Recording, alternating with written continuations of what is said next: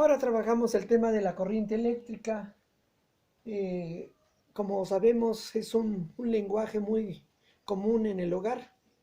La corriente eléctrica es la cantidad de electrones que fluyen a través de un conductor en un punto P en un tiempo de un segundo. Ahorita vamos a dar la definición, ahorita la escribimos. El propósito del día de hoy es comprender que el movimiento de cargas eléctricas a través de un conductor se origina por fuerzas interatómicas. ¿Cuáles son las fuerzas? Anteriormente ya vimos la ley de Coulomb, la electrostática, donde las cargas eléctricas permanecían sin moverse, precisamente estáticas. Ahora la corriente eléctrica es parte de lo que se conoce como la electrodinámica, es decir, hay movimiento de cargas eléctricas. Para que haya un movimiento de cargas eléctricas es necesario que exista un medio a través del cual se puedan mover. Y en este caso estoy considerando un material metálico conocido como un conductor. Como sabemos, los conductores que más funcionan de mejor forma en la naturaleza es el oro, la plata, el cobre y casi todos los metales.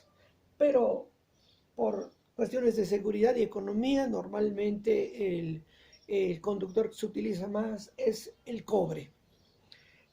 Recordaremos anteriormente que la carga eléctrica se mide en coulombs y el tiempo se mide en segundos.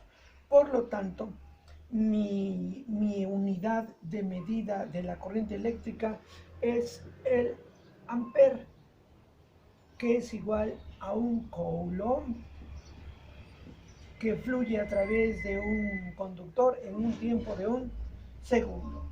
A esta cantidad de corriente eléctrica se le conoce como un amper.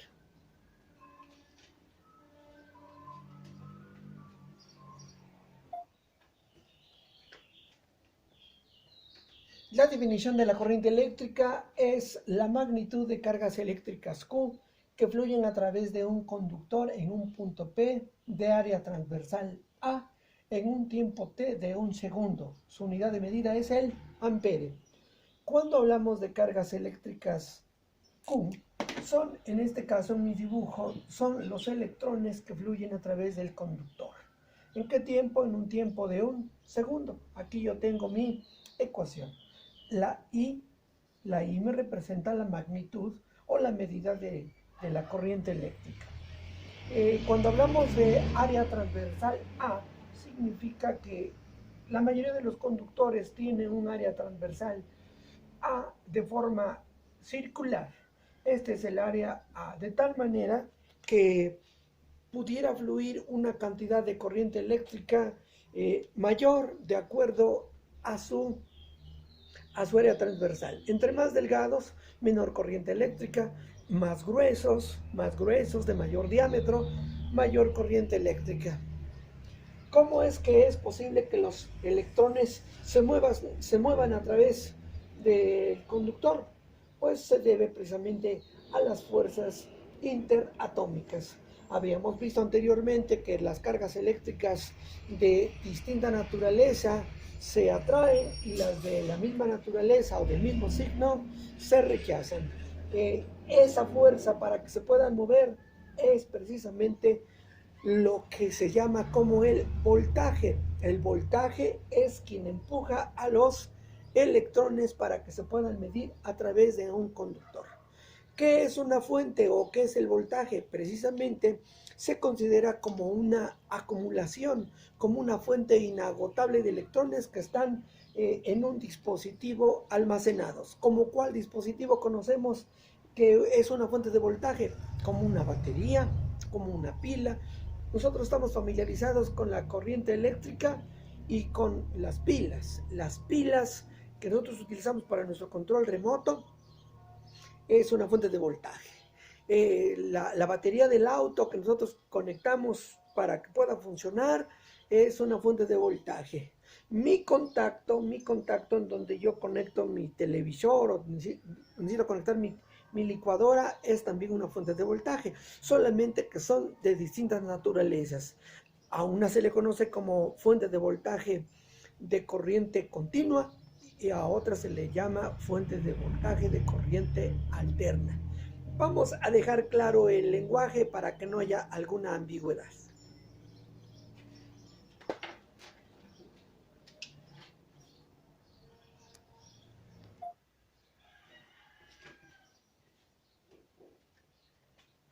El, el movimiento de las cargas eléctricas, como habíamos mencionado, se debe precisamente a la existencia de una fuente de voltaje, la cual se considera que tiene una fuente inagotable de electrones y de protones. Para identificar cómo se simboliza cada una de ellas, recordemos que en los controles remotos o en algunos de los equipos electrónicos que tenemos en casa aparece este símbolo. ¿Qué significa este símbolo? Significa una fuente de voltaje directa. En algunos libros puede haber la confusión de llamarle también fuente de voltaje continua. Vamos a aclarar esos detallitos en un momento. La fuente de voltaje alterna se identifica precisamente por este símbolo. Como pueden ver, se incluye una señal senoidal porque esa es la forma en que se transporta a través de los conductores. Vamos a abundar un poquito más en la fuente de voltaje directa. Una fuente de voltaje directa se puede representar por su gráfica y en este caso en el eje vertical yo tengo la magnitud del voltaje y en el eje horizontal el tiempo. Entonces se puede decir que una fuente de voltaje directa su valor es constante durante el tiempo de uso. La unidad básica o la celda básica de voltaje que utilizamos es de 1.5 volts. Como recordarán, hay pilas AA, AAA, D, etcétera. Entonces, normalmente son de 1.5 volts. Aunque aquí no corresponde a la proporcionalidad, también existen otras fuentes de voltaje, por ejemplo, las baterías del auto, que son de 12 volts. Son de 12 volts las baterías del coche. No importa si es de tractor, no importa si es de una motocicleta, la mayoría de los vehículos utilizan una fuente de voltaje de 12 volts. Pero con el paso del tiempo, esto, dejarlo claro, no me va a dar siempre 1.5 volts. Con el paso del tiempo van a tender a descargarse, van a tender a disminuir su valor con el paso del tiempo. Pero una fuente de voltaje se considera que su magnitud de voltaje es constante. Y para una fuente de voltaje alterna, igual tenemos una gráfica que representa su comportamiento y aquí les muestro la forma en la cual se identifica a una fuente de voltaje alterno. Ahora incluyo aquí, dice voltaje de AC, y ahora aquí incluyo también que es un voltaje DC. Por la nomenclatura en inglés, direct current, alternate current. Entonces, estos son los dos símbolos y las dos señales de cada una de las fuentes de voltaje. Fuente de voltaje directa y fuente de voltaje alterna.